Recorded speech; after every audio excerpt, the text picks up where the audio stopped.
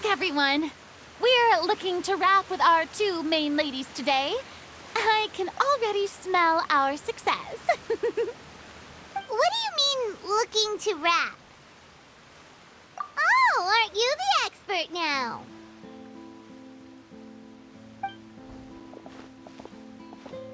This upcoming scene is the two Musketeers' final confrontation with the Baron. There'll be quite a bit of action, but no choreography beyond what we've already rehearsed.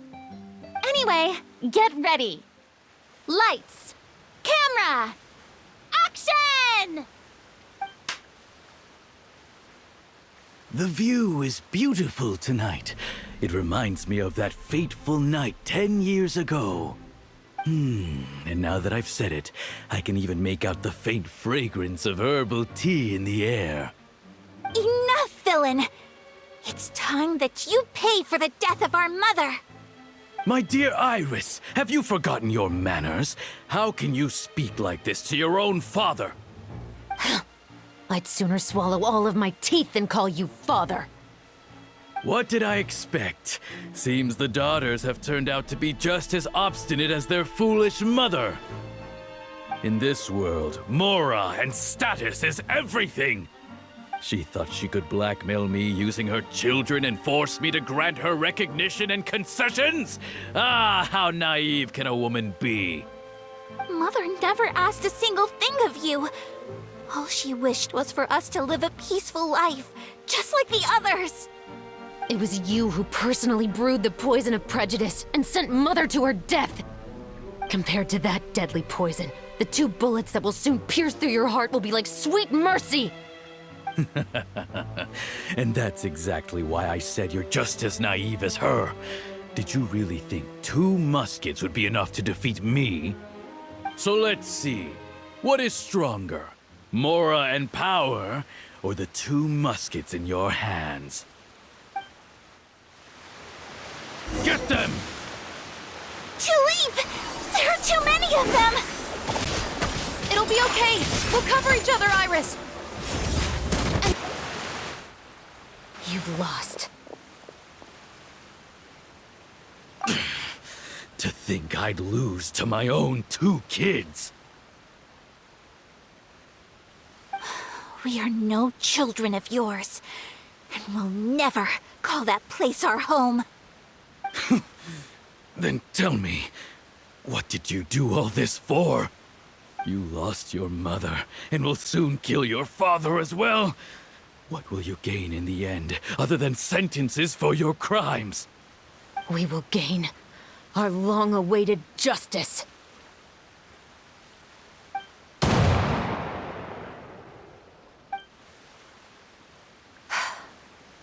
It's over. Finally, it's over.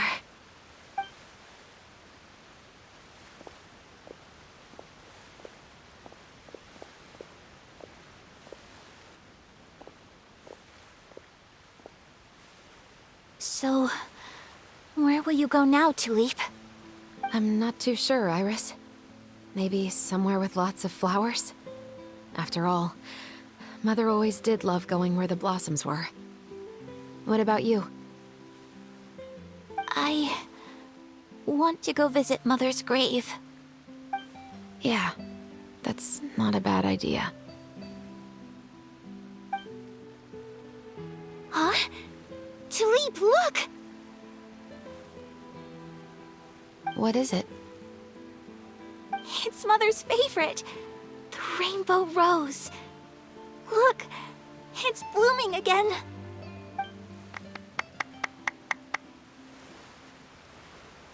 Excellent!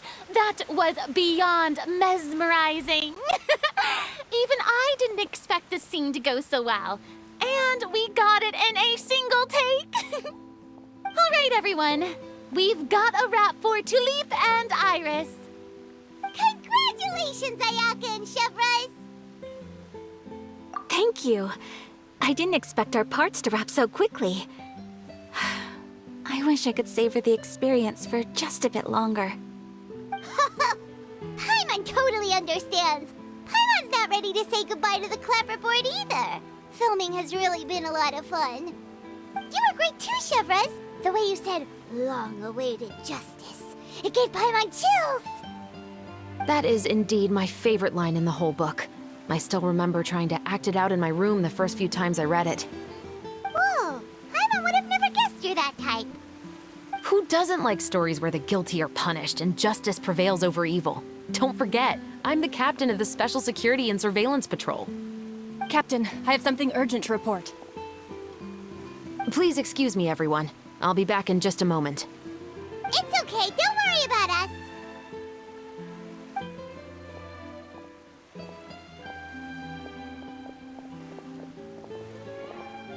Oh?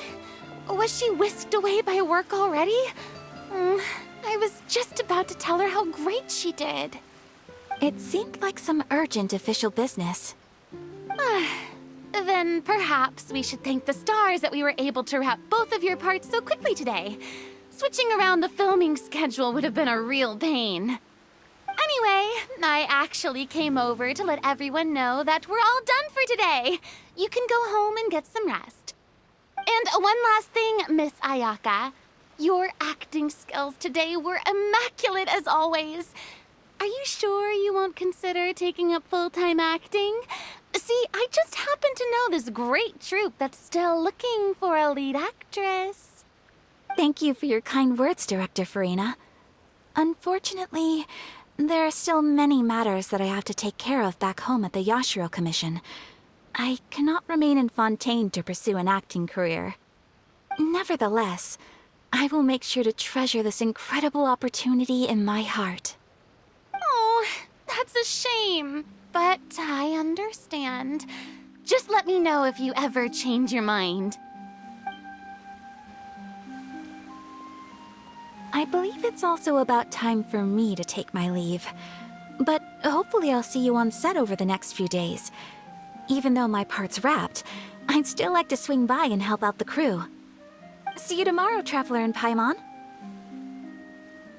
Yep, see you tomorrow. Well, what should we do next? Maybe we'll go investigate the case some more with Chevres today.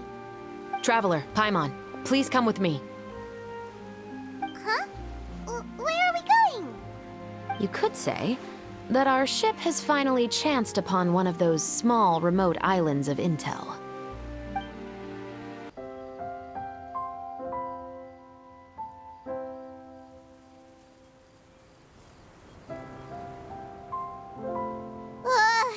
Paimon's exhausted. Paimon definitely didn't expect having to float this far after a full day of filming. So, Chevres, why did you take us here? Affirmative. It wasn't anything conclusive, but it should show us a clear way forward. Have you ever heard of someone by the name of Emily? Oh, you mean that famous perfumer? She's a good friend of mine. She's lent me her aid several times in the past to resolve some difficult cases. After I discovered the rainbow rose at the scene of the murder, I sent it to her. After all, she's probably the foremost expert on flowers and scents in all of Fontaine. And then? There was nothing remarkable about the flower or the trace amounts of soil left on it. But according to Emily, the rainbow rose left by the killer was derived from a very rare cultivar. Huh. Paimon didn't know that there were different varieties of rainbow rose. Paimon just thought they grew everywhere in the wild. Flowers that are deliberately cultivated will always show some different features from those that bloom in the wild. We already knew that the rose left at the scene belonged to a special cultivar, but with Emily's expertise, we were able to pinpoint the place where it was first picked from. Oh, Paimon gets it now. So whoever first planted that rainbow rose was probably the killer. Precisely. And after we checked what we learned against some sales records from the past, we discovered that there's only one person in all of Fontaine who could grow and sell this specific cultivar. Really? And who is it? It's the novelist. But didn't you say he had an alibi? To be clear, I haven't changed my mind about him. I still don't think he was the one who pulled the trigger. However, that doesn't mean the true culprit never visited him at his home or never purchased a rainbow rose from his garden. Whatever the case, we will have to confirm a number of things with him. So you mean the next place we need to go is... Yes, we're going to pay him a visit at his home.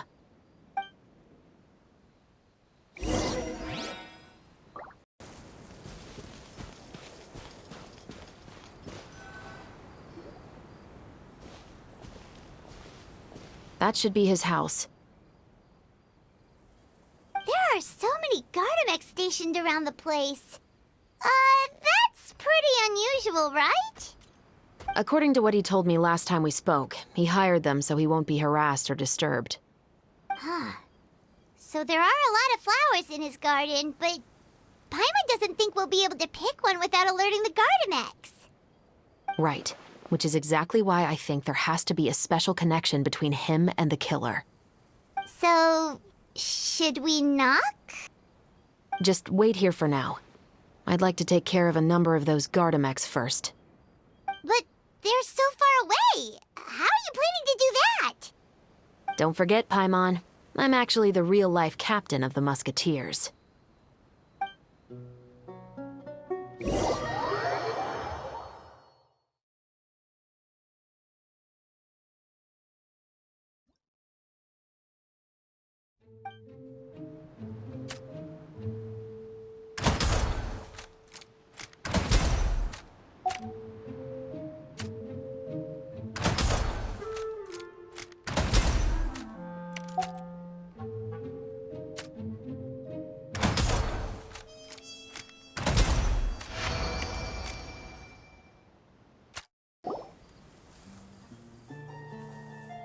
All clear.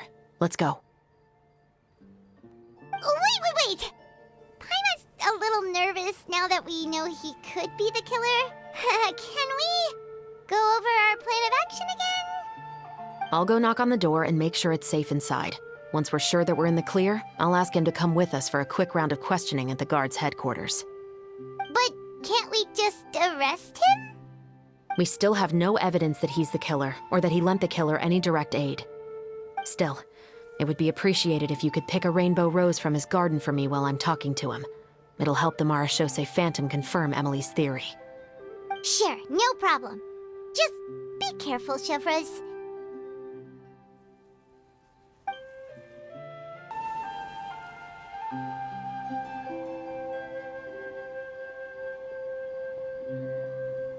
Excuse me, Mr. Baptiste, are you home? Who could it be at this hour? Oh, it's you, Officer Chevreuse. Would you mind accompanying me to the guard's headquarters, Mr. Baptiste? We would like to ask you some questions about a case. Oh, is it still regarding the murder case from before? I cannot confirm or deny that at this time. So it is then.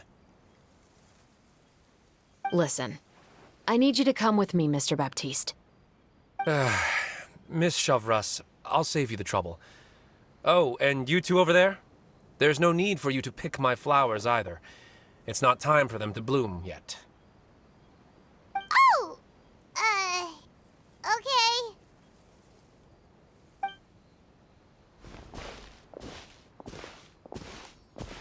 By saving me the trouble, you mean... I will confess, I was the killer. Huh? He just admitted he's guilty! Please relax, everyone. I'm not armed. The musket you're looking for has been buried in my backyard. Then it's my responsibility to inform you, Mr. Baptiste, that everything you say right now will be used as evidence for the inevitable trial. Yes, I am perfectly aware of that. I must say, I hate this feeling. Oh? Is it because I confessed? Or because you've been proven wrong? Both, I suppose. For the same reason as the one I wrote out in my novel, of course. I did it to exact revenge. I know you haven't figured out the link between the two of us. Had you done so, I'd have been taken away to the headquarters a long time ago. But that won't stop me from always remembering his grotesque face. After all, he was the one who killed my mother. Your mother is still healthy and well.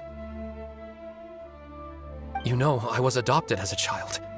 I was referring to my birth mother. That was never recorded in the orphanage's records. Please forgive a 6-year-old child for concocting some lies to protect himself after watching his mother die right in front of him. So, your novel, it was like a record of your life?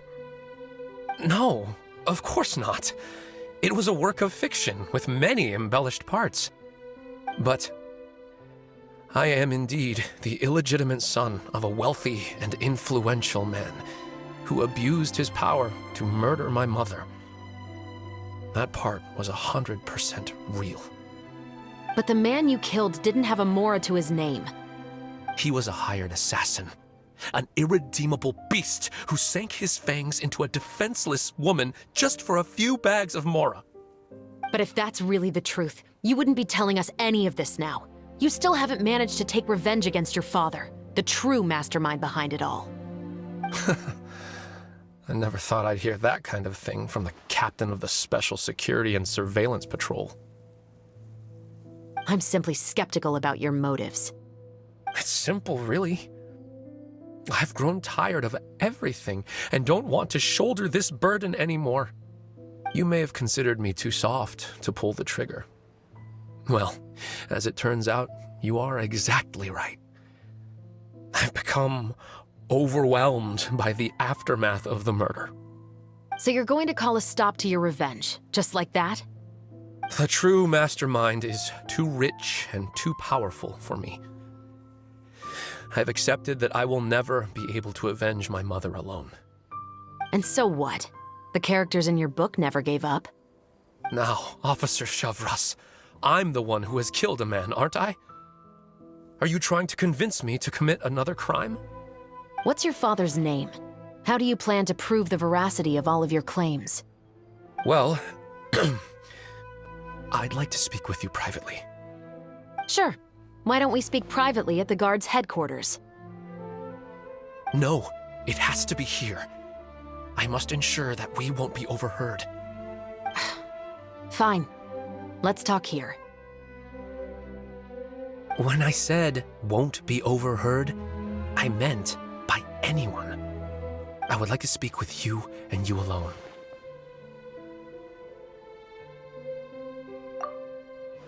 Thanks. I appreciate it. Please stay safe, Chevres.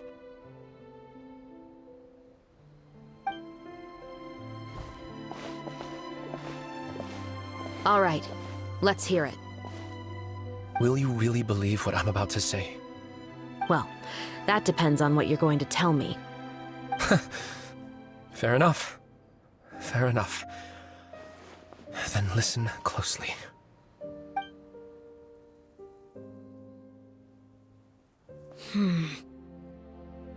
So that's how it's all connected. So, it seems you believe me after all. Do you want me to go public with this? No, of course not. At least, not right now. Then why did you bother telling me? You've read my work. What do you think? Even if you were to go public with all of this right now, he'd simply deny everything. It's been too long. Almost 20 years. Anything that could be used as evidence has long faded away. Even if there might have been a solitary island of truth once upon a time, it has long sunk beneath the waves by now. Justice will never find him. Not if you don't try. I know that as the captain of the Special Security and Surveillance Patrol, you will always stand on the side of justice. But do you really think a cushy life in prison really constitutes justice for him? I bet he could lead an extremely comfortable life in the fortress of Meripede. What are you trying to say? I've been observing you from a distance. Your portrayal of the Musketeer was exquisite. Pull the trigger of justice against him. Let the villain get what he deserves. You want me to let you go so you may complete your revenge? No, Officer Shavras. I know that would be impossible. No. What I'd like is for you to perform the deed on my behalf. Oh, Chevra sure is taking her time. What could they be talking about anyway? Oh, Paimon's worried. What if he decided to attack her? Oh, you do have a point. Still, do you have any idea who the rich person might be? And why the novelist doesn't want us to hear what he's saying to Chevra's? Sorry to keep you waiting, you two. Hey, how did your talk go? I've already sent someone to escort Baptiste back to the headquarters for questioning. He wasn't lying about the musket. It was indeed buried in his backyard. But what about the name? Did he tell you the name of the rich guy? Yes, he did. But for now, I have to return to the Special Patrol. There are still a few loose ends I need to tie up.